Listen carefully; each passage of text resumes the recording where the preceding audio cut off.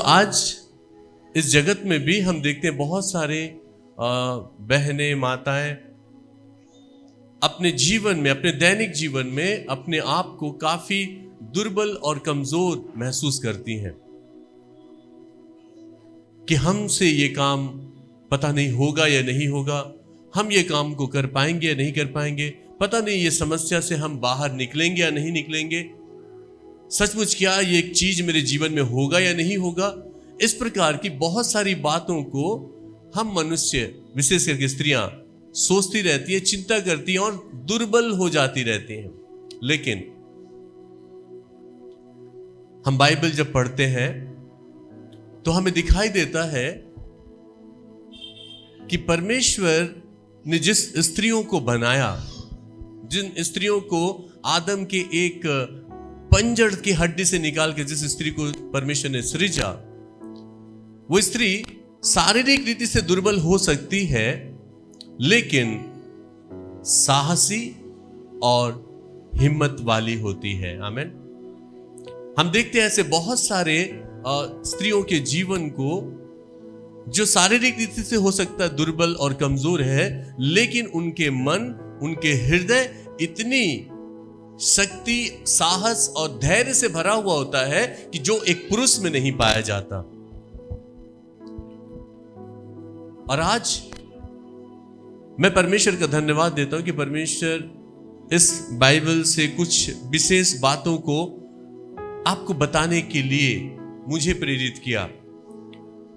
और इस बाइबल से कुछ या एक विशेष स्त्री के विषय में आज हम लोग देखेंगे जो बहुत ही दुर्बल थी, बहुत ही साधारण थी, लेकिन उस स्त्री के जीवन में उसका धैर्य, उसका विश्वास और उसका मनोबल बहुत ही मजबूत था। और वो स्त्री का नाम है याएल। किन्हें किन्हें इस स्त्री का नाम पता है? याएल का नाम, याएल। बाइबल में आप जब न्यायियों की पत्री में जब आते हैं, न्यायियों की जो पत्री लिखी गई, इस पत्री के लिखे जाने से पहले हम लोग कौन सा अध्याय देखते हैं बाइबल में? न्यायियों के पहले क्या है? यहोशू। यहोशू में हम लोगों ने क्या देखा कि मूसा की मृत्यु के उपरांत यहोशू ने सारे इजरायलियों को लेकर कनान प्रवेश किया। सारे इजरायली जातियों को लेकर कनान में प्रवेश किया। लेकिन कनान में प्रवेश करने के बाद जब तक यहोशू जिंदा था तब तक ठीक ठाक था। लोग परमेश्वर का भय मानते थे, परमेश्वर के भय में चलते थे, परमेश्वर की आज्ञाओं का पालन किया करते थे।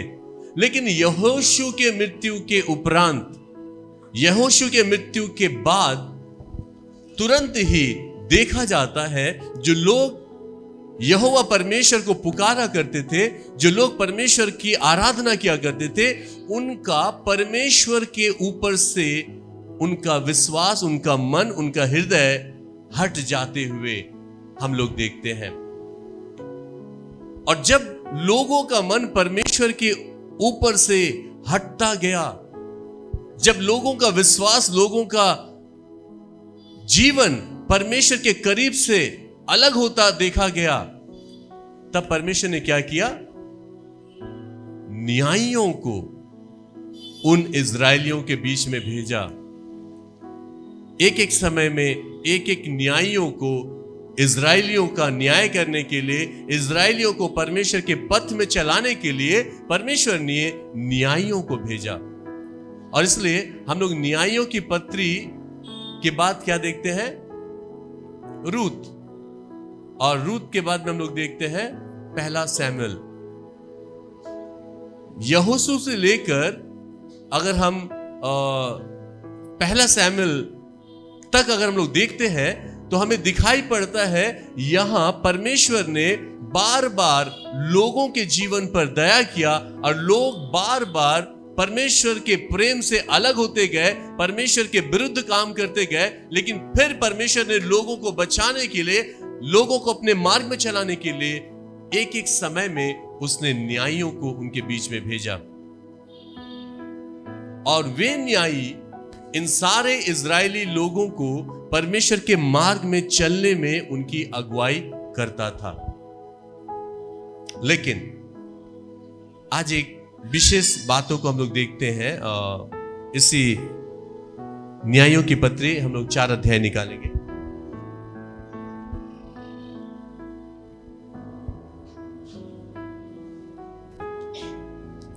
और 4 अध्याय में मैं कुछ पदों को पढ़ता हूं, आप लोग अपने अपने बाइबल में पढ़ेंगे।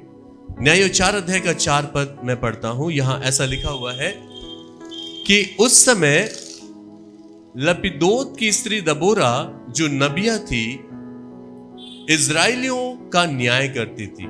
यहां पर इस अध्याय में हम क्या देख रहे हैं? दबोरा को। दबोरा कौन थी? दबोरा परमेश्वर की एक नबी थी।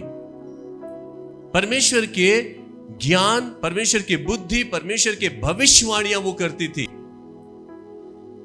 और यहां परमेश्वर ने, हम लोग देख रहे हैं इस न्यायों के 4 अध्याय में कि उसने दबोरा को क्या बनाया? न्यायी बनाकर इजरायलियों के बीच में लाया। लेकिन इसके पहले अगर आप देखेंगे, यहोशू के मृत्यु के बाद इजरायलियों ने जब यहोवा को त्याग दिया था, इजरायलियों ने जब यहोवा को छोड़ दिया था, तब उसके बाद इसी बाइबल में आप देखेंगे उत्निएल को परमेश्वर ने क्या किया? नियुक्त किया, ताकि उत्निएल इजरायली लोगों को परमेश्वर के मार्ग में चलना सिखाए।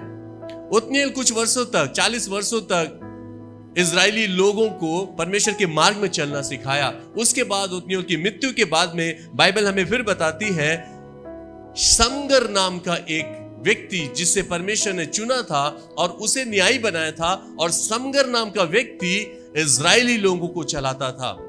और समगर की मृत्यु के बाद यह बाइबल बताती है कि यहूद नाम का एक व्यक्ति को परमेश्वर ने न्यायी ठहराया, और यहूद ने इजरायली लोगों को चलना सिखाया।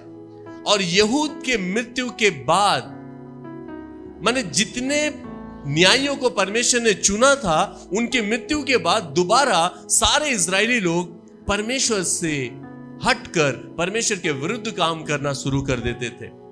जो पाप उन्हें करना नहीं था, उन्हीं पाप को वो दोबारा करते थे। जिन कामों को करना उचित नहीं था, उन्हीं कामों को वो दोबारा किया करते थे। और इस प्रकार जब वे पाप में फिर पड़ते थे, तब परमेश्वर उनके लिए एक और न्यायियों को क्या करता था? खड़ा करता था, ताकि ये मेरे मार्ग से भटक ना जाए। और इस रीति से हम देखते हैं कि बाइबल में इस न्यायों 4 अध्याय का 4 पद में कि परमेश्वर ने दबोरा नाम की एक नबिया को चुना, ताकि ये इजरायली लोगों को मेरे मार्ग में चलना सिखा सके, मेरे मार्ग में चलने में अगुवाई करे। और इस प्रकार इस दबोरा के नेतृत्व में सारे इजरायली लोग परमेश्वर के डर और भय में चलना सीखा।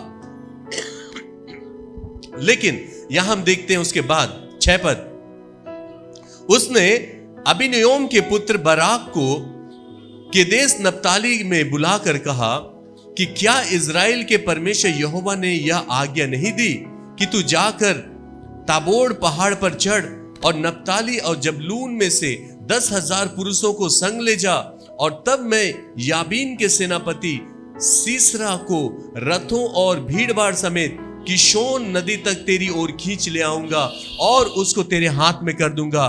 बराक ने उससे कहा कि यदि तू मेरे संग चलेगी तो मैं जाऊंगा, नहीं तो नहीं जाऊंगा। यहां परमेश्वर ने उस दबोरा नबी को विजन दिया, दर्शन दिया, और दर्शन में कहा कि तू बराक से कह कि वो 10,000 लोगों को चुन ले युद्ध करने के लिए, लड़ाई करने के लिए 10,000 लोगों को चुन ले, और वो उस युद्ध के लिए आगे बढ़े। और जब इस दबोरा ने बराक से ये बातों को जब कहा, तो बराक ने इस बात को सुनकर उससे कहा कि यदि तू मेरे संग चलेगी तो मैं जाऊंगा, नहीं तो नहीं जाऊंगा। किससे कहा चलने के लिए? दबोरा से। दबोरा कौन थी?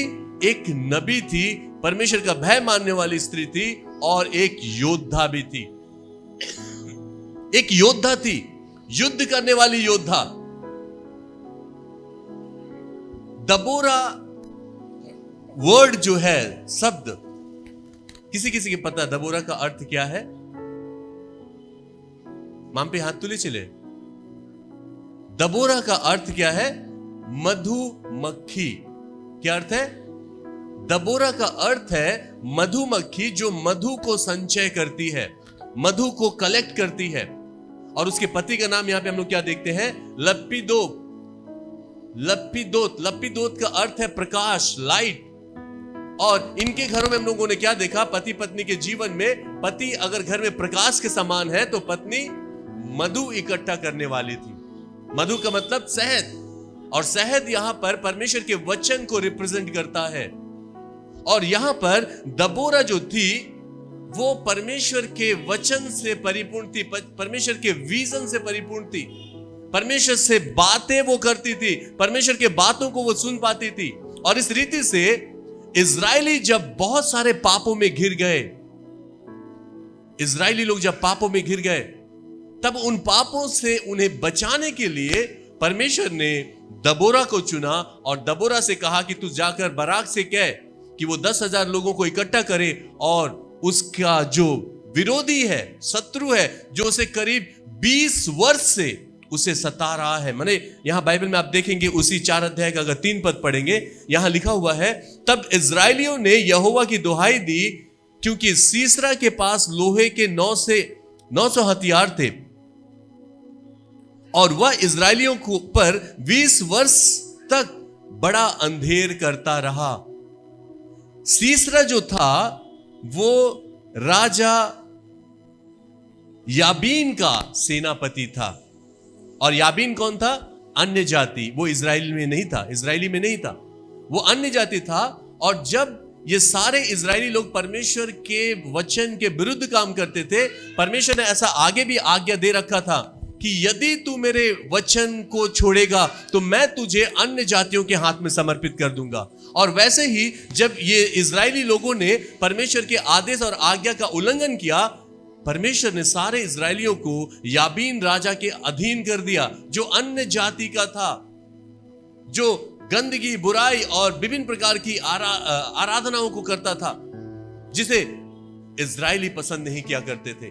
और यहां पर देखा गया, जब ये सारे इजरायलियों पर याबीन और उसका सेनापति सीसरा हमेशा टॉर्चर करना शुरू किया, तकलीफें देना शुरू किया, मुसीबतें देना शुरू किया, और जब ये मुसीबतों को ये सह नहीं पाए, तब इन लोगों ने परमेश्वर की दुहाई देना शुरू किया। इन लोगों ने परमेश्वर को पुकारना शुरू किया, इजरायली लोग परमेश्वर को पुकारना शुरू किया कि प्रभु हमारी सहायता कीजिए, प्रभु हमारी मदद कीजिए। तब परमेश्वर ने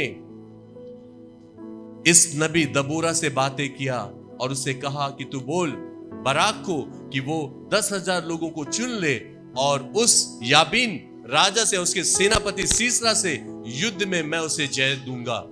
और इस बात को जब बाराक से दबोरा ने कहा, तो दबोरा से बाराक ने क्या कहा कि क्या,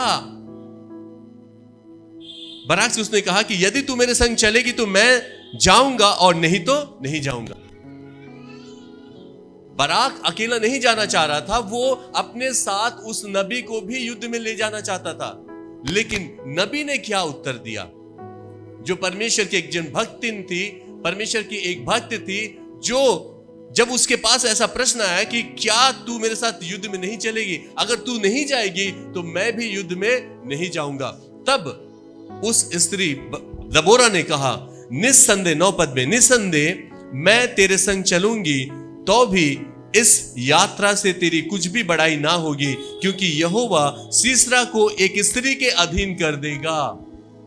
क्या कहा? कि निस्संदेह मैं जरूर तेरे साथ इस लड़ाई में मैं जाऊंगी, लेकिन इस लड़ाई के बाद तुझे कुछ भी लाभ नहीं होगा, क्योंकि तेरे शत्रु को परमेश्वर एक स्त्री के अधीन में कर देगा, एक स्त्री के अधीन में कर देगा, और वो स्त्री उसे मार गिराएगा। और वही स्त्री जिसका नाम क्या है? याएल। वही स्त्री जो एक साधारण थी, एक कमजोर और दुर्बल स्त्री थी, उसने क्या किया? उस सीसरा को मार गिराया। हम लोग देखेंगे यहां पर आगे उसके बाद।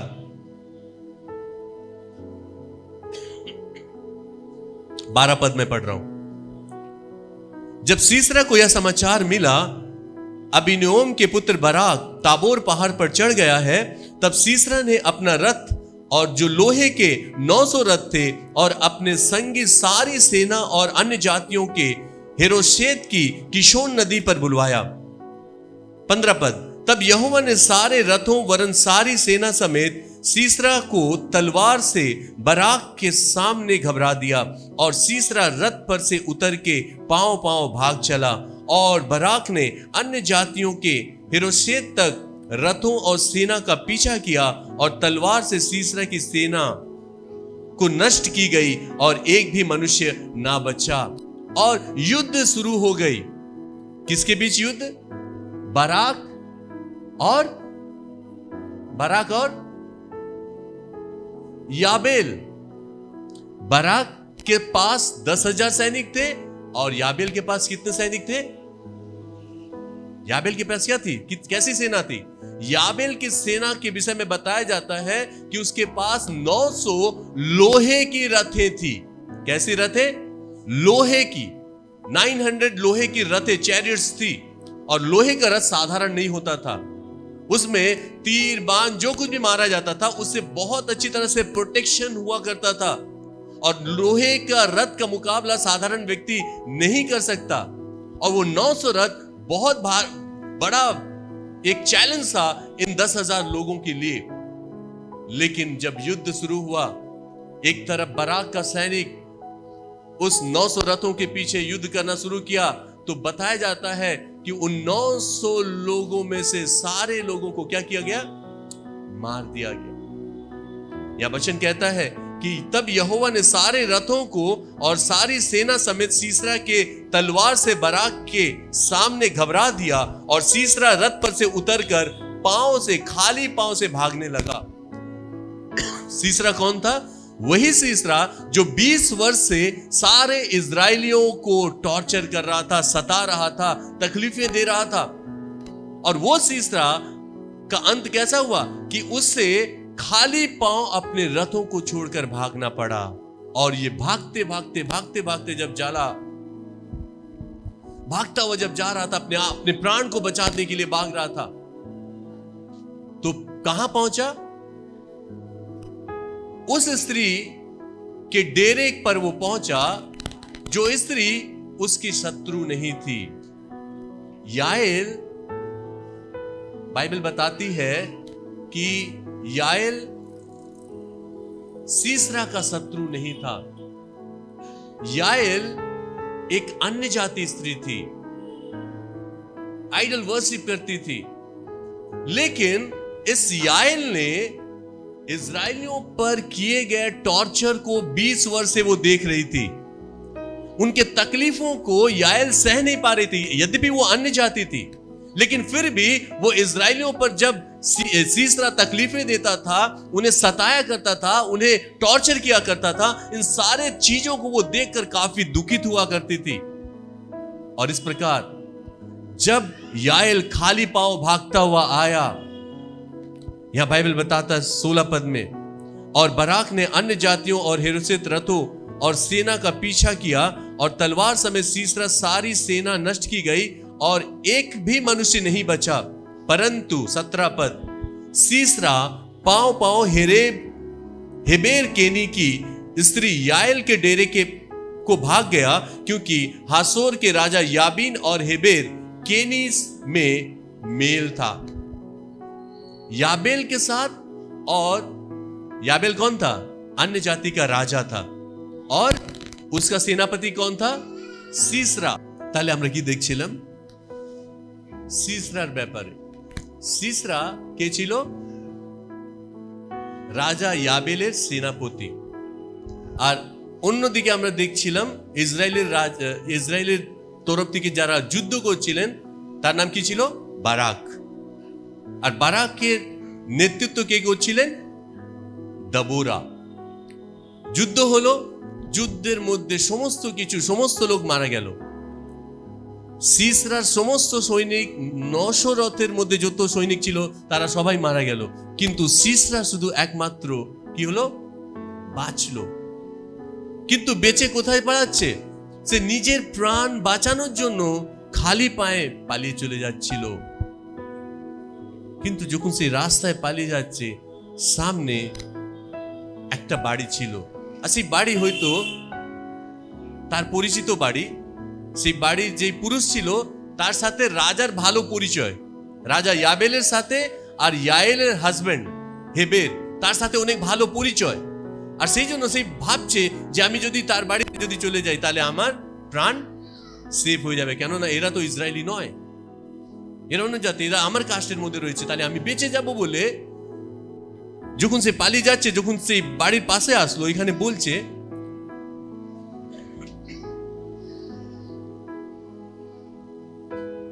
18, तब याएल सीसरा से भेंट करने के लिए निकलकर उससे कहने लगी, हे मेरे प्रभु आ, मेरे पास आ और ना डर। যখন সিসরা পালিয়ে যাচ্ছে তার বাড়ির পাশে থেকে, তখন সে চিৎকার করে ডাকছে, হে আমার ঈশ্বর, হে আমার প্রভু, তুমি আসো, আমার বাড়িতে আসো বলে তাকে আহ্বান করছে। দেখুন এখানে একটা বিশেষ বিষয় রয়েছে, কিছু কিছু বিষয় আছে, আমি সেটা বলবো, কিন্তু আগে আমি একটা পড়ে নিচ্ছি। এখানে আমরা কি দেখতে পাচ্ছি? तब याएल सीसरा से भेंट करने के लिए निकलकर उससे कहने लगी कि हे मेरे प्रभु आ और मेरे पास आ और ना डर। হে আমার প্রভু, হে আমার ঈশ্বর, তুমি আমার কাছে আসো, তুমি ভয় পেও না, তোমাকে কেউ কিছু করবে না, তুমি আসো আমার তম্বু। বাইবেলে কি বলছে বাংলাতে? টেন্টকে ডেরা, ডেরা কি বলছে? তাম্বু, তাবু যাকে আমরা বলি। সো তাবু কি রিপ্রেজেন্ট করে? মানে ঈশ্বরের সম্মুখে বসার একটা স্থান, ঈশ্বরের খুঁজার একটা স্থান, যাকে আমরা বলি তাম্বু বা টেন্ট, যাকে আমরা বলি। ইসরায়েলিরা, সমস্ত ইসরায়েলিরা টেন্টের মধ্যে ঈশ্বরের আরাধনা করার জন্য তারা উপস্থিত হতো, ঈশ্বরকে মহিমা দিত। আর এখানে সেই টেন্টের মধ্যে এই ইয়ায়েল ছিল, আর সেই টেন্টে আসার জন্য তাকে কি করেছে? আহ্বান করেছে, হে আমার ঈশ্বর, হে আমার প্রভু, আসো, তুমি ভয় পেও না। একজন ব্যক্তি, এমন ব্যক্তি যিনি অনেক ক্রূর, অনেক নির্দয়ী, তার মনের মধ্যে, তার জীবনে কোনো দয়া নেই, কোনো ভালোবাসা নেই। সেই সমস্ত ইসরায়েলিদের 20 বছর হয়তো অনেক টর্চার করেছিলেন, কিন্তু তা সত্ত্বেও তাকে দেখে তার মনের মধ্যে কি আসেনি বলুন? রাগ আসেনি, ভয় আসেনি। সাপোজ আপনারা, আমরা যেখানে বাস করি না কেন, কোনো একজন ফেমাস, কোনো কি বলতে পারি আমরা, রবার বলতে পারি, ডাকাত বলতে পারি, বা ভিলেন বলতে পারি, একটা ফেমাস, যার নাম আপনি হয়তো টিভিতে প্রত্যেকদিন শুনছেন, সে যদি আপনার বাড়িতে আসে, বাড়ির কাছে আসে, আপনি কি তাকে বলবেন আসুন আমার বাড়িতে আসুন? যার নাম অনেক খারাপ, যেহেতু অনেক চুরি করেছে, অনেক মার্ডার করেছে, এমন একজন লোক, তার নাম আপনি শুনেছেন, সবাই শুনে, কিন্তু সে আপনার বাড়ির দরজার কাছে দাঁড়িয়ে রয়েছে আপনার বাড়িতে আসার জন্য, আপনি কি তাকে রাখবেন? আমরা কি করব? সঙ্গে সঙ্গে দরজা বন্ধ করে দেব, যাতে সে আমার বাড়িতে না আসুক। কিন্তু এখানে ইয়াইলের জীবনের দ্বারা আমরা কি দেখতে পাচ্ছি? তার জীবনে সে হয়তো অনেক দুর্বল মহিলা ছিল, কিন্তু তার সাহস অনেক ছিল, তার ধৈর্য অনেক ছিল। সে জানতো এই সিসরা এমন এক ব্যক্তি যে ইসরায়েলিদের 20 বছর অব্দি অনেক টর্চার করেছিলেন, কিন্তু তা সত্ত্বেও তার মনের মধ্যে কোনো ভয় ছিল না। তাকে সে নিজের বাড়িতে ডাকলো, আসো আমার প্রভু, আসো আমার বাড়িতে আসো, তোমাকে কোনো বিষয় নিয়ে ভয় করার দরকার নেই বলে তাকে বললো। আর সেই কথাগুলো শোনার পর সিসরা কি পেল? মনে অনেক জোর পেল। ও বাবা, আমাদের বাড়ির লোক, আমাদের কাস্টের লোক, এবার আমি এই বাড়িতে যদি থাকি তাহলে আমার কোনো অসুবিধা হবে না, আমাকে কেউ মারতে পারবে না বলে এই আশা নিয়ে সিসরা ইয়াইলের বাড়ির মধ্যে প্রবেশ করলো। ইয়াইলের বাড়িতে যেই প্রবেশ করেছে, এখানে আমরা দেখতে পাচ্ছি 18 বাংলা থেকে একজন পড়বেন মাইকে। 4:18। আর জায়েল সিসরার সঙ্গে দেখা করিতে বাহির হইয়া তাহাকে কহিলেন, হে আমার প্রভু, ফিরিয়া আসুন, আমার এখানে আসুন, ভীত হইবেন না। তখন তিনি তাহার দিকে ফিরিয়া তাম্বু মধ্যে গেলে সেই স্ত্রী এক কম্বল দিয়া। হালেলুয়া। কি দেখতে পাচ্ছি আমরা এখানে? এখানে বলছে যখন তাকে সে নিজের বাড়িতে আসার জন্য আহ্বান করলেন, তারপর তিনি কি বলছেন এখানে, তব ওয়া উসকে পাস ডেরে মে গয়া, তখন সিসরা তার বাড়িতে প্রবেশ করলো और उसने उससे उसके ऊपर कंबल डाल दिया। ठीक है, यस। तब उसने उस पर क्या डाल दिया? एक कंबल डाल दिया। कंबल বলতে আমরা কি বুঝি? একজন মানুষ আপনার বাড়িতে এসেছে, আপনি তাকে ব্ল্যাঙ্কেট দিয়ে ঢেকে দিয়েছেন, ব্ল্যাঙ্কেট দিয়ে তাকে কভার করে দিয়েছেন, তার অর্থটা কি? মানে আপনি সেই ব্যক্তিকে একটা সাহায্য করছেন বা প্রোটেকশন দিচ্ছেন, আপনি তাকে প্রোটেক্ট করছেন। কম্বল দেওয়ার মানে প্রোটেক্ট করা। আর তিনি যেই তাকে কম্বল দিল, সে আরো নিজের মনের মধ্যে কি পেল? সাহস পেল, আনন্দ পেল। সিসরা অনেক মানে আনন্দ আর শান্তি পেল যে এই জায়েল কি করেছে, আমার জন্য একটা কম্বল দিয়েছে। এবার কি হয়েছে তারপর? এবার 19 যদি আমরা দেখি, সিসরা ने उससे कहा मुझे प्यास लगी है, मुझे थोड़ा पानी पिला। সিসরা যেহেতু যুদ্ধের ময়দান থেকে পালিয়ে এসেছে অনেক তাড়াহুড়োতে, আর অনেক থ্রাস্টি, অনেক পিপাসা হয়ে রয়েছে, আর তার বাড়িতে প্রবেশ করার সাথে সাথে সেই সিসরা ইয়ায়েলের কাছে কি চেয়েছিল? জল, খাওয়ার জন্য জল চেয়েছিল। কিন্তু আমরা এখানে দেখছি বাইবেল বলছে कि तब उसने दूध की कुप्पी खोलकर उसे दूध पिलाया और उसको उड़ा दिया। সে কি চেয়েছিল? জল। কিন্তু তিনি কি খাইয়েছেন তাকে? দুধ খাইয়েছে। আপনাকে যদি কেউ জল চায় তাহলে আপনি কি দুধ খাওয়াবেন? আমাদের যদি কেউ জল চায়, এক গ্লাস জল, দাদা একটা গ্লাস জল দেবেন? তো আপনি কি দুধ গরম করে গ্যাসে গরম করে নিয়ে এসে দেবেন? দাদা জল খাবেন না, একটু দুধ খান। আমরা কি করব? করব না। কিন্তু সিসরা ইয়ায়েল জানতো যে একজন অনেক বড় দোষী ব্যক্তি, অপরাধী ব্যক্তি, পাপী ব্যক্তি সে আমার বাড়িতে এসেছে, সে জল চেয়েছে, কিন্তু তাকে জল না দিয়ে তাকে দুধ দিয়েছে। কেন দুধ দিয়েছে? দুধের কি কারণ রয়েছে তিনি দুধ দিয়েছেন? অনেকবার আমরা জানি যে রাতে ঘুম যখন আসে না, সাউথে আমি অনেকবার দেখেছি, মানে যখন রাতে ঘুম আসে না, তখন রাতে অল্প দুধ গরম করে যদি খেয়ে নেওয়া হয় তাহলে তাড়াতাড়ি ঘুম চলে আসে। এটা সত্যি তো? অনেকেরা হয়তো জানেন না, কিন্তু রাতে যখন আপনার ঘুম আসছে না, একটু গরম দুধ একটু খেয়ে নেবেন, দেখবেন তাড়াতাড়ি আপনার ঘুম চলে আসবে। এটা ইয়ায়েল বলছে, আর ইয়ায়েল তাকে দুধ খাইয়েছিল। কিন্তু দুধের পিছনে আরেকটা রিজন রয়েছে। বাইবেলের বাক্য যদি আপনি দেখেন, একটা আমরা বের করবো, 1 কোরিন্থীয় 3:2 একবার পড়বেন।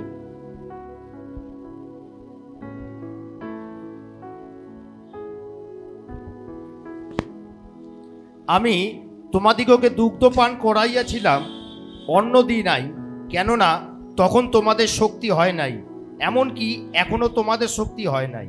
Hallelujah, praise the Lord. বুঝতে পারছেন বাক্য কি বলছে? এখানে বলছে मैंने तुम्हें दूध पिलाया, अन्न ना खिलाया, क्योंकि तुम उससे नहीं खा सकते थे, वरन अब तक भी नहीं खा सकते हो, क्योंकि अब तक शारीरिक हो। আমরা কি বুঝতে পারছি কেন ইয়ায়েল সিসরাকে দুধ খাইয়েছিল?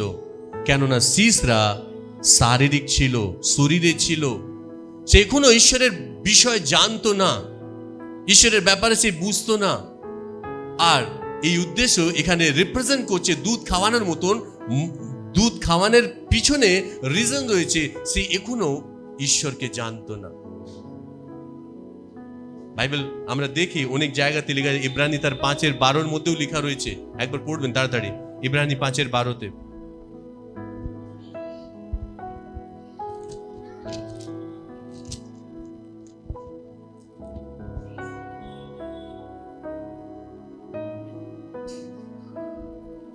বস্তুত এতকালের মধ্যে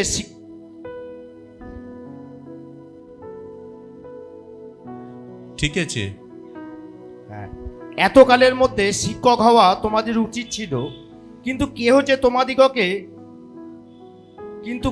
তোমাদিগকে ঈশ্বরীয় বচনকলাপের আদিমকতার অক্ষরমালা শিক্ষা দেয়, ইয়া তোমাদের পক্ষে পুনর্বার আবশ্যক হইয়াছে, এবং তোমরা এমন লোক হইয়া পড়িয়াছ যাহাদের দুগ্ধে প্রয়োজন।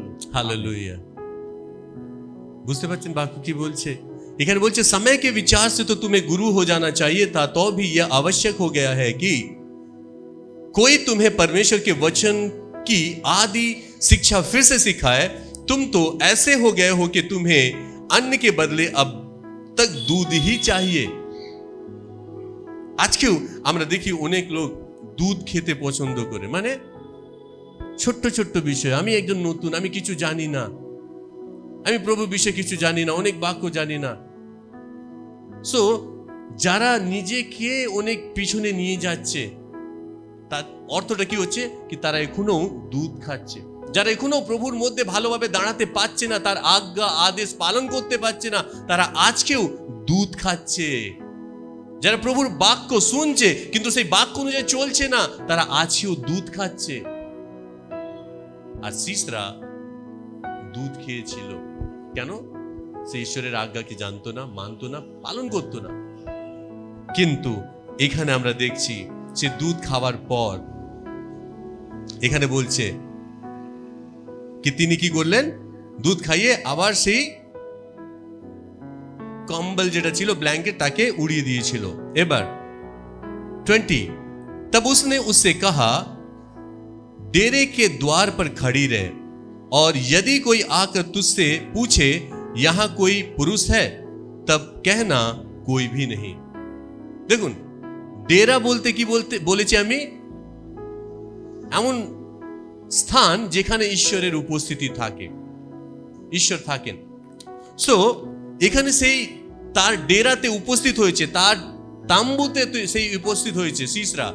কিন্তু উপস্থিত হওয়ার পর সেই ইয়ায়েলকে কি বলছে? অর্ডার দিচ্ছে কি করার জন্য? মিথ্যে কথা বলার জন্য অর্ডার দিচ্ছে কি তুমি মিথ্যে কথা বলো, যদি কেউ এসে জিজ্ঞাসা করবে এখানে কেউ আছে, তুমি বলে দেবে যে এখানে কেউ নেই। আর এই কথা শোনার পর बाइबल बोलছে 21, इसके बाद हेबेर की स्त्री याइल ने डेरे की एक खूंटी ली और अपने हाथ में एक हथौड़ा भी लिया। बांग्लाते पढ़বেন 21। পরে হেবরের স্ত্রী যায়েল তাম্বুর এক গোজ লইলেন ও মুক্তর হস্তে করিয়া ধীরে ধীরে তাহার নিকটে গিয়া তাহার কর্ণমূলে গোজ এমন বৃত্ত করিলেন যে তিনি তাহা মৃত্তিকায় প্রবেশ করিল, কারণ তিনি নিদ্রাগত ছিলেন। এই রূপে তিনি মূর্ছিত হইয়া মরিয়া গেলেন। Praise the Lord. প্রভুকে স্তুতি হোক। আমরা ঈশ্বরকে ধন্যবাদ দিই। এখানে বাক্য আমরা দেখছি, তখন হেবেরের স্ত্রী ইয়ায়েল যখন সে ঘুমিয়ে পড়ল, তখন তিনি তার টেন্টের থেকে একটা কি বের করেছে? নীল, কি বলবো আমরা প্রেককে? খুঁটি। বাংলাতে কি বলছে? প্রেক তো। সে খুঁটি উসনে লি, খুঁটি তিনি হাতে নিলেন। তারপর তিনি কি নিলেন? হাতে হ্যামার। কি বলবো বাংলাতে?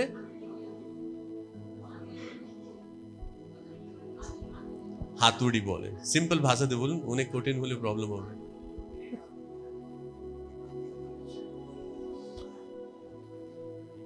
খুঁটি নিলেন, তারপর এখানে কি বলছে? হাতুড়ি নিলেন। সে দুটো জিনিস কি করলো? ইয়ায়েল নিজের হাতে নিল। আর নেওয়ার পর কি করেছে, এখানে বলছে कि वो दबे पांव उसके पास जाकर खूंटी से उसके कनपट्टी में ऐसा ठोक दिया कि खूंटी आर पार होकर भूमि में धंस गई और वह तो थका था, इसीलिए गहरी नींद में सो रहा था और वह मर गया।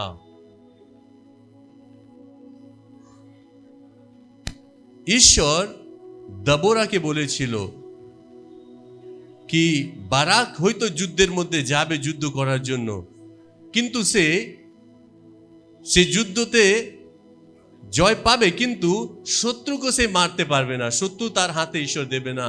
শত্রুকে ঈশ্বর কি করবে, একজন স্ত্রী ইয়ায়েলের হাতে দিয়ে দেবে। আর এখানে সেই স্ত্রী যে একজন সাধারণ স্ত্রী ছিল, আর তিনি যুদ্ধ করেছিলেন কিভাবে, একটা হাতুড়ি আর একটা প্রেক। একটা হাতুড়ি একটা প্রেক কি করলো, সেই সিসরা যে ঘুমিয়ে পড়েছিল, অনেক নিদ্রাতে ঘুমিয়ে পড়েছিল, অনেক টায়ার্ড ছিল, তার এই মাথার এখানে রেখে হাতুড়ি দিয়ে কি করলো, একবার মারলো, সেই প্রেক মাথার এই পার থেকে বেরিয়ে এসে জমিতে চলে গেল, আর সঙ্গে সঙ্গে সিসরা মারা যায়। সো বাইবেল আপনাদের আমাদের জীবনে অনেক বিষয়গুলো বুঝায়। জেরেমিয়া 23:29 দেখুন কি বলছে, জেরেমিয়া 23:29।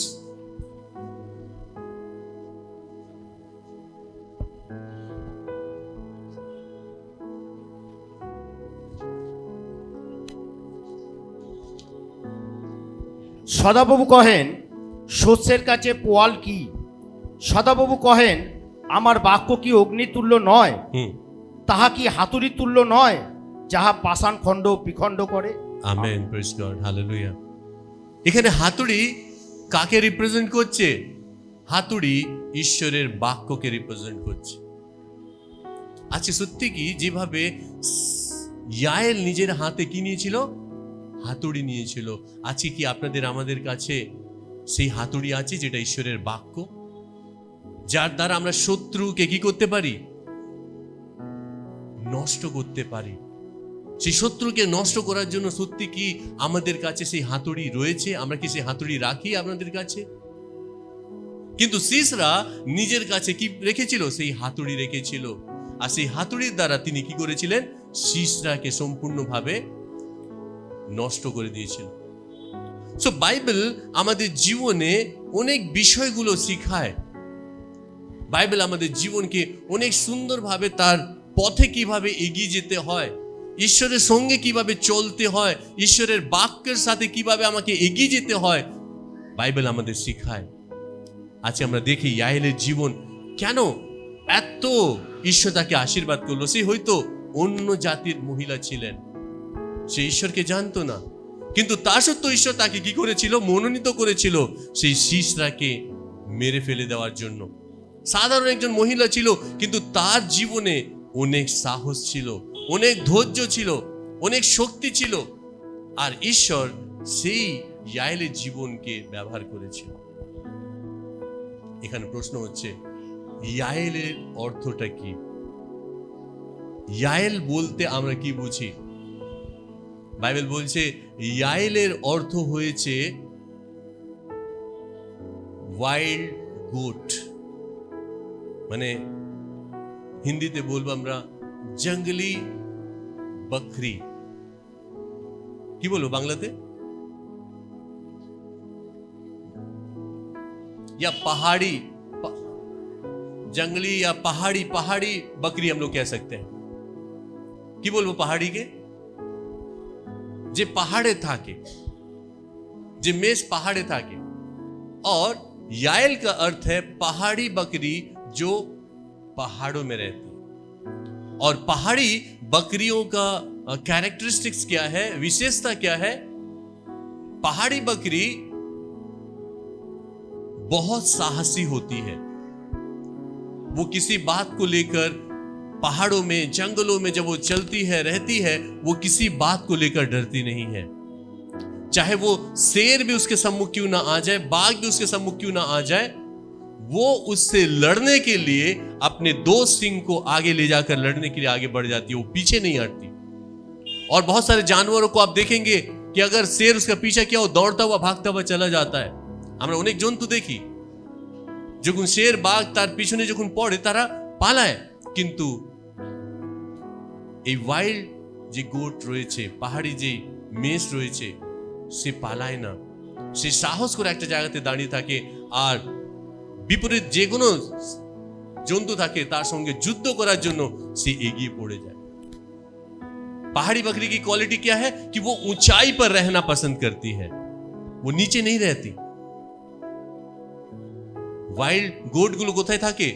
পাহাড়ের উপর তারা থাকতে অনেক পছন্দ করে, উঁচুতে থাকা অনেক পছন্দ করে। আর ঠিক সেইভাবে আমরা দেখি এই পাহাড়ি বকরির সাথে ইয়াইলের জীবনে অনেক ম্যাচ হয়।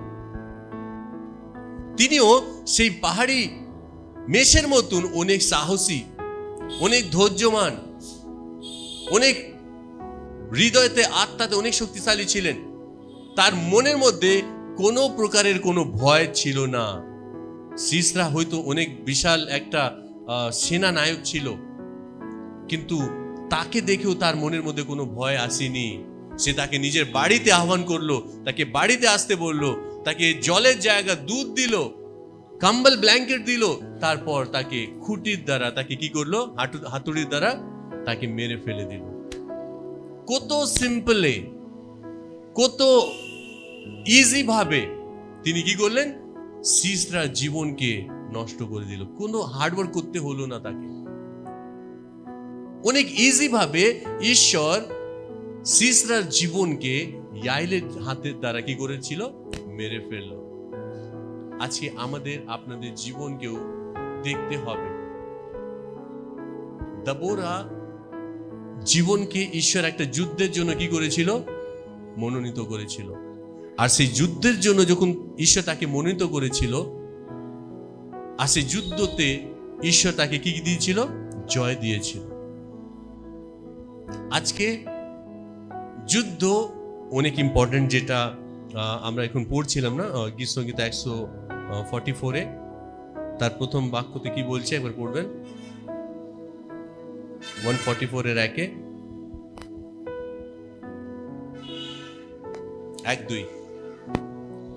ধন্য সদাপ্রভু, ধন্য সদাপ্রভু আমার শৈল, আমার শৈল, তিনি আমার হস্তকে, তিনি আমার হস্তকে যুদ্ধ শিখান, যুদ্ধ শিখান, আমার অঙ্গুলি, আমার ওগুলি সকলকে সকলকে সংগ্রাম শিক্ষা দেন। সংগ্রাম শিক্ষা দেন। তিনি আমার দয়াস্বরূপ, দয়াস্বরূপ, ও আমার দুর্গ, ও আমার দুর্গ, আমার উচ্চ দুর্গ, আমার উচ্চ দুর্গ, ও আমার নিস্তার কর্তা, ও আমার নিস্তার কর্তা। তিনি আমার ঢাল, তিনি আমার ঢাল, আমি তাহারই শরণাগত, আমি তাহারই শরণাগত। आमेन, हालेलुया।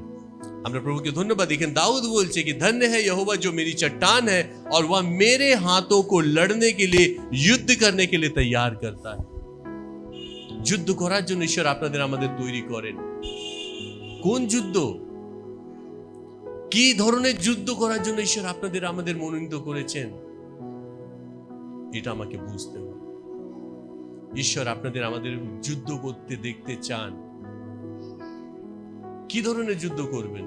আপনি তো ভাববে কি কিভাবে আমরা যুদ্ধ করব। আমরা অবশ্যই যুদ্ধ করি, আমরা সাংসারিক যুদ্ধ করি, আমার নিজের বাড়ির মধ্যে, ফ্যামিলির মধ্যে যুদ্ধ করি, আশেপাশের লোকেদের সাথে যুদ্ধ করি, যাকে ভালো লাগে না তার সাথে যুদ্ধ করি। কিন্তু ঈশ্বর এই যুদ্ধ চান না আমাদের আপনাদের জীবনের দ্বারা। তিনি চাইছেন যে আমরাও যুদ্ধ করি। কিভাবে? তার সুসংবাদ দিয়ে আমরা যুদ্ধ করি। যখন আমরা তার সুসংবাদ করতে বেরোচ্ছি, তার মানে আপনি যুদ্ধতে বেরিয়েছেন। যখন আপনি আপনার জীবনের সাক্ষ্য দিচ্ছেন, আপনি যুদ্ধ করছেন। যখন আপনি ঈশ্বরের বাক্যকে অনেক ভাই বোনকে শেয়ার করছেন, আপনি যুদ্ধ করছেন। আজকে কি এইভাবে এই ধরনের যুদ্ধ আমি কন্টিনিউয়াসলি করছি, না আমি যুদ্ধ করা অলরেডি বন্ধ করে দিয়েছি? আজকে ঈশ্বর আপনাদের আমাদের একটা বিশাল যুদ্ধকে করার জন্য তিনি মনোনীত যখন করেছেন, তাহলে আপনাদের আমাদের হৃদয় আত্মাকে জিজ্ঞাসা করতে হবে, সত্যি কি সেই যুদ্ধকে আমি করছি? ঈশ্বরের প্রভু যিশুর নামকে প্রত্যেক ভাই বোনদেরকে জানানোর দ্বারা আমরা কি সত্যি যুদ্ধ করতে পারছি? আমি কি প্রত্যেক ভাই বোনকে প্রভু যিশুর ব্যাপারে বলতে পারছি? আমি কি তার সুসংবাদ করতে পারছি? আর এই বিষয়গুলো যখন আমার জীবনে নেই, তার মানে আমি কোনো যুদ্ধ করছি না, আমি হাতের উপর হাত ধরে চুপচাপ বসে রয়েছি। প্রভু আমাদের এক জায়গাতে চুপচাপ বসার জন্য ডাকেননি, যুদ্ধ করার জন্য। আর এই সময় যদি আপনারা যুদ্ধ করতে পারবেন না, তাহলে আর অনেক আসার দিন আমরা টাইম পাবো না। কেন টাইম আমাদের আপনাদের কাছে অনেক অল্প দিয়ে রয়েছে, অনেক অল্প সময় আমাদের আপনাদের কাছে রয়েছে। অল্প সময়তে আপনি যত ভালোভাবে যুদ্ধ করতে পারবেন, আপনি ততই কি পাবেন? জয় পাবেন। যুদ্ধ বলতে কিসের যুদ্ধ? ঈশ্বরের আত্মাতে, প্রার্থনাতে আপনাকে যুদ্ধ করতে হবে। আপনি প্রার্থনাতে সত্যি কি যুদ্ধ করতে পারছেন? আপনি প্রার্থনাতে সত্যি কি শয়তানের সমস্ত কাজকে নিজের জীবন থেকে সরিয়ে দিতে পারছেন? আপনি কি প্রার্থনাতে, আপনি সত্যি কি প্রভুর উপস্থিতির দ্বারা, প্রার্থনাতে যুদ্ধের দ্বারা আপনার বাড়ির প্রত্যেকটা পরিস্থিতিকে আপনি কি চেঞ্জ করে দিতে পারছেন? দেখতে হবে যে আপনি কি ধরনের যুদ্ধ করছেন। আমি সত্যি কি যুদ্ধ করছি, না আমি যুদ্ধে প্রত্যেক দিন হেরে যাচ্ছি। আর এই সময় যেটা ঈশ্বর আপনাদের আমাদের দিয়েছেন, এটা সাধারণ নয়। আমাদের ভালোভাবে বুঝতে হবে কি যেভাবে ঈশ্বর দাবোরার জীবনকে ব্যবহার করেছিল, আত্মিকভাবে, অদ্ভুতভাবে, সামর্থ্যভাবে তার জীবনকে ব্যবহার করেছিল, ঠিক সেইভাবে তিনি প্রত্যেক দিদিদের, বোনদের জীবনকে তিনি ব্যবহার করতে চান। কিন্তু আমরা সুসমাচারের যুদ্ধ না করে, প্রভু যিশুর সাক্ষ্য দিয়ে এই ধরনের যুদ্ধ না করে, আমরা সাংসারিক যুদ্ধের মধ্যে ফেসে রয়েছি। আমরা সাংসারিক যুদ্ধের মধ্যে আটকিয়ে রয়েছি, আর শয়তান আমাদের সেই জায়গাতে বেঁধে রেখেছে। আর সেই সাংসারিক যুদ্ধ আমরা করতে থাকি প্রত্যেক দিন। সাংসারিক যুদ্ধ আমরা যতদিন করতে থাকবো, আমরা প্রভুর কাছে বা প্রভুর রব আমরা শুনতে পারবো না, প্রভুর জন্য আমরা তৈরি হতে পারবো না। আর প্রভুর জন্য সেই যুদ্ধ করার জন্য আপনাকে নিজের জীবনকে সম্পূর্ণভাবে প্রভু যিশুর চরণে সমর্পিত করতে হবে, সারেন্ডার করে দিতে হবে। কি প্রভু যেভাবে বারাক কথা শোনার সঙ্গে সঙ্গে, তার কথা শোনার সঙ্গে 10,000 লোক সেই যুদ্ধের জন্য তৈরি হয়েছিল, ঠিক সেইভাবে প্রভু যখন আপনাদের আমাদের ডেকেছেন, তার ডাক শোনার পর আমরা সত্যি কি তৈরি রয়েছি? দিয়াবলের প্রত্যেকটা কাজকে আমাদের জীবন থেকে, আমাদের মন থেকে সরিয়ে দেওয়ার জন্য আমরা কি প্রার্থনাতে যুদ্ধ করতে পারছি প্রত্যেক দিন? আর এই বিষয়গুলো প্রত্যেক দিন আমাদের ভালোভাবে নিজের জীবনকে আত্মাতে যাচাই করতে হবে। কেননা যদি আমাদের জীবনে যুদ্ধ নেই, তাহলে ঈশ্বর আপনার অধীনে শয়তানকে করতে পারবে না, বরং আপনি শয়তানের অধীনে হয়ে যাবেন। যদি আপনারা ঈশ্বরের অধীনে নেই, তাহলে ঈশ্বর কি করবে? আমাদের শয়তানের অধীনে করে দেবে, যেভাবে ইসরায়েলীদের করেছিল। তারা যতবার ঈশ্বরের বিরুদ্ধে কাজ করেছিল, তাদের ততবার অন্য জাতিদের হাতে, দিয়াবলদের হাতে, বিরোধী শত্রুদের হাতে তাদেরকে দিয়ে দেওয়া হয়েছিল। আর তারা অনেক টর্চার করেছিল, অনেক প্রবলেম, অনেক কষ্ট দিয়েছিল। আজকে প্রভু আপনাদের আমাদের সাথে কথা বলছেন এই বাক্যের দ্বারা, যে আমরাও এই যুদ্ধের জন্য এবার দাঁড়িয়ে পড়ি। এই যুদ্ধ করার জন্য প্রত্যেক দিন, প্রত্যেক সময় যখন আমি টাইম পাবো, তখনই আমি প্রার্থনাতে যাতে আমি যুদ্ধ করতে থাকি, যে কোনো এই জগতীয় কোনো এমন বিষয় যেটা আমার আত্মাকে প্রভুর আত্মা থেকে সরিয়ে দেয়, সেই সমস্ত বিষয়কে আমি আমার জীবন থেকে কি করব? সরিয়ে দেব। প্রার্থনাতে আপনাকে যুদ্ধ করতে হবে, আত্মাতে যুদ্ধ করতে হবে। যে যুদ্ধ দাবোরা করতো, যে যুদ্ধ ইয়ায়েল করতো। আজকে আমি প্রভুকে সত্যি ধন্যবাদ দিই, কেননা প্রভু মহান। আর তিনি অনেক সুন্দর সুযোগ দিয়েছিলেন কাকে? ইয়ায়েলকে। ইয়ায়েল হয়তো সিসরাকে মারতেও, মেরে দিতে পারতো, আর নাও মারতে পারত। তার কাছে দুটো অপশন ছিল, যেহেতু সে তাদের কাস্টের লোক ছিল, সে তাকে ছেড়ে দিতে পারত। কিন্তু তিনি যেহেতু দেখেছিলেন যে সিসরা 20 বছর অবধি সমস্ত ইসরায়েলীদের অনেক কষ্ট দিয়েছিল বলো, সেই যন্ত্রণা পেনসি অনেক অনুভব করেছিল, আর সেই কষ্ট সহ্য করতে পারেনি বলে তিনি কি করলেন? সিসরাকে মেরে ফেললেন। তিনি সেই সুযোগকে হারাননি। দাউদের সম্মুখে একবার কি এসেছিল? একটা সিংহ এসেছিল। দাউদ কি করেছিল? সেই সুযোগকে ইউজ করেছিল, সিংহকে কি করলো? ছিঁড়ে ফেলেছিল। আরেকটা সুযোগ দিয়েছিল, গলিয়াতকে তার সম্মুখে নিয়ে এসে দাঁড় করিয়ে দিয়েছিল। তার সমস্ত ভাইরা বলছে, কেন তুমি যাচ্ছ? তুমি মারা যাবে, তোমরা পেছনে চলে আসো। কিন্তু দাউদ সেই সুযোগকে হারায়নি। দাউদ গেল আর সেই যুদ্ধতে সে জয় পেয়েছিল।